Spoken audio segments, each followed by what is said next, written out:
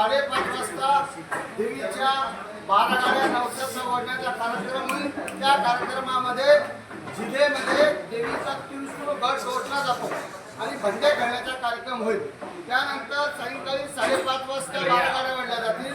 त्यानंतर संध्याकाळी 7:30 वाजता देवीचा मंदिरामध्ये गोंधळ होईल।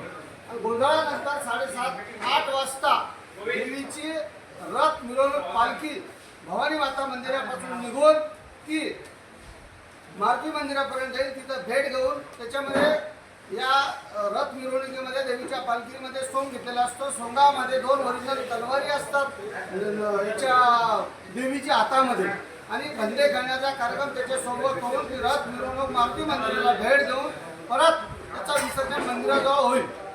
त्यानंतर रात्री लोकनाट्य तमाशाचा कार्यक्रम समाज प्रबोधनाचा कार्यक्रम प्रतिवर्षाप्रमाणे होत असतो। दुसऱ्या दिवशी 12 तारखेला भंडाऱ्याचा कार्यक्रम आणि रात्री 7:30 ते 10 या दरम्यान जरांगे ताई यांचं समाज प्रबोधन व कीर्तनाचा कार्यक्रम ठेवण्यात आलेला आहे। आणि 13 तारखेला कुस्त्याचा जंगी कार्यक्रम आहे। त्या कार्यक्रमामध्ये कुस्त्यामध्ये पूर्ण महाराष्ट्रातून आणि देशातून लोक कुस्ती खेळण्यासाठी व बघणारे येतात आणि याचा लाभ सर्व भाविक भक्तांनी घ्यावा असे आवाहन मी देवीचे पुजारी देवीदास त्रिलोकचंद कुचे व्यवस्थापक पुजारी आणि गावकरी मंडळी यांच्यातर्फे करतो। बोल भवानी आई की जय।